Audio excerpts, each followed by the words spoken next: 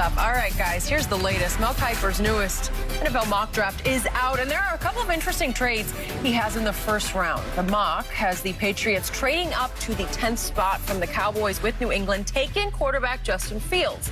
In return, the Cowboys slide down 5 spots where they'd get corner J.C. Horn, and they would also get the Patriots' 2022 first-round pick. The other interesting one is Miami swapping with Atlanta, so the Dolphins can grab Kyle Pitts at number 4, leaving Falcons Trey Lance at 6. So, Shannon, what do you make of these potential trades?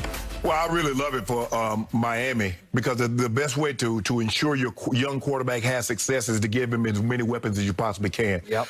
They already have Gesicki. Kyle Pitts, I believe, is the second, might be the best player in this draft. I know a lot of people have him as the second best player, but I believe he's better at his position than any of the other players are at their position. I think I've said that a few times. Yes, and I agree with you, Skip. Watching him play, the tape matches what you see the way he tested. And that's what you hope. Tape is exemplary. He performed exemplary in his workout. So I like that move because, you know, you don't believe Tua's the guy.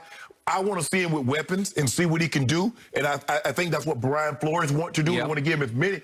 They want to set him up for success as much as possible because we see Patrick Mahomes. What did Andy? Andy, like, got a Tyreek, got a Travis Kelce, you know, speed to showcase what the guy really does really well. New England, they believe they need a quarterback. Coach Belichick believed that he had his guy 4 years ago before Mr. Kraft made him get rid of Jimmy G. He did. He didn't want to be in a situation, Skip, where you wait till the very end. The guy says, I'm walking out the door, and now we got to scramble to get a quarterback. We had him groomed. He was ready to take over. Mr. Kraft shot a hole in that plan. Now, that's why I say, hey, Bob, it's all your fault that we like this. I'm going to need you to spend about $175 million in free agents because it was your fault that we're in this position. That is true. So I love it, Skip. But for the Cowboys, Skip, to trade back, I don't believe that. I guess when they look at it, Skip, there's not a whole lot of difference between Surtain and Horn. And they say, well, if we stay at 10, we get past Surtain. If we move back to 15, we still possibly could get J.C. Horn. That's not bad. And we pick up another first rounder next year. Or we could possibly, Skip, trade that first rounder and come back into the first round this year if there's somebody we like. So I like it all the way around because New England could possibly get a quarterback that's going to move them to the future. Miami gets the best player or one of the 2-3 best players in the draft to help their young quarterback, and Dallas can get a defensive guy and maybe trade next year's first-round pick that they got by trading out of that spot from New England and come back in and get another defensive guy. So I like this move all around for everybody. And I do not. I despise it for my Dallas Cowboys. I don't like anything about this. You sold on Surtain, huh? I am so sold. That is the player I circled 3 months ago. He is sitting right there, and guess who Mel has taking him? Our arch rival, the Philadelphia Eagles, would snap him up at number 12. They need him. They need him, too. I agree with you. I don't know J.C. Horn well enough. Maybe I'm missing the boat. Maybe you like pedigree. His dad played. His dad played, but he didn't play that position. And Patrick Surtain's dad was a stud at that position, like father, like son. The son is, as Mel says, the most fundamentally sound defensive back in the class. He just is that. He is. You can plug and play. You just put him in there. It's not going to be too big for him. It's not going to be too fast for him. He's long. He's strong. He can play the run. He can play the ball at its apex. He's a leaper. I just love everything about him. He's one of those guys who could start for the next 10 or 12 years for you and make, I don't know, 3 or 4 Pro Bowls. And you'd be good to go.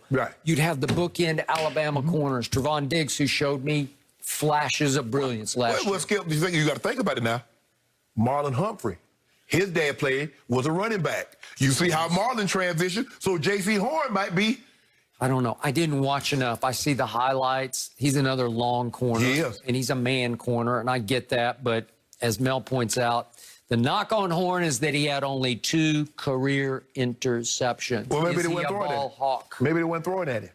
Maybe. I just don't love it even to acquire a first-rounder next year. I want Bird in the hand. I want Patrick Surtain. I don't want to trade with Bill Belichick. I don't want to. You don't want to help us. Cause. No, I don't want to help New England. That's what it is. Because you don't want Coach Belichick. Because, see, right now, Coach Belichick is down. He let Tom Brady go. And as long as Coach Belichick is not winning anything, it furthers your case that Tom Brady was the reason why they were having all this success. So if Coach Belichick were to rise up, all of a sudden now you're going to have to rethink, and a lot of others who are in your camp that think that Brady was the main reason is going to have to rethink that. If Coach Belichick get him a quarterback, let that man get him a quarterback and see what he can do. I am more optimistic than pessimistic about Justin Fields, but we both have had our issues with Justin because I watched him the whole game against Indiana, and he threw 3 interceptions, and he threw for a bunch of yards, but I was like, really? Right. Indiana, and it became a shootout that didn't deserve. The game was closer than it should have been. Well, no.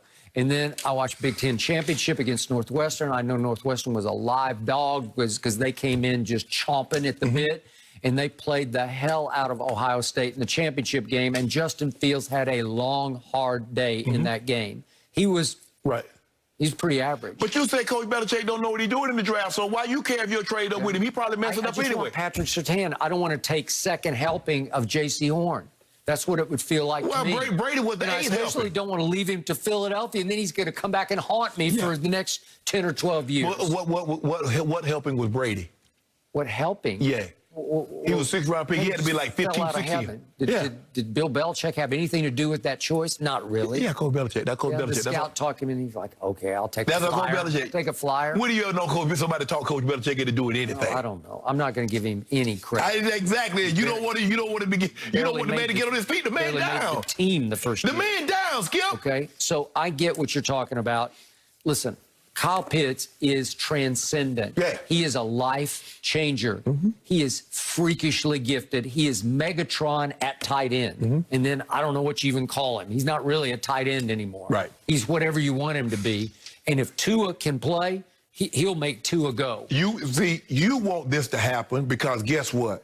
It's another great player in that division that greatly undermines that Coach Belichick's going to have to deal with. And so as long as Coach Belichick can struggle, you're going to feel good about it. Yeah, I will. That would make life a little harder on New England. Why you want to make the man life harder, Skip? Okay, Skip, your guy left. He won the Super Bowl. He's getting exposed. He got way too much credit. You're giving him 75% of the credit. About to give him 80 when he get back, when he win the division. Yeah, Brady's the one who deserves 80%. And by the way, the Atlanta Falcons, I like this. If they end up trading back a little bit to 6. Yeah. To get Trey Lance, and I keep telling you, he's the X factor. I don't know his game, but I know the numbers, and the numbers just scream, better take a shot. But hold on. But so the Cowboys are assuming, well, I guess that's only contingent if Trey Lance is still on the board at that point in time. Okay. Because who's to say if Atlanta trades from 4 to 6, they don't take Trey Lance? Who? The Falcons. Well, that's who he's got. He's got the Falcons taking Trey Lance at 6. Oh, you Justin Fields. Yeah, Justin Fields. Okay, right? Yeah. So I think that would be a good shot for and get a first because think about it, Skip. Arthur Smith. Yeah. The offense that he runs, he likes a mobile quarterback. Tannehill can move. They run a lot of bootlegs. I got it. They move the pocket a lot. Yep. Matt Ryan, I don't know. Jerry, do not do it. Do not take this bait. Okay, we are a little over 2 weeks away, so I promise we're going to talk about so many different draft scenarios between now and then. Moving on for now, will we see an even better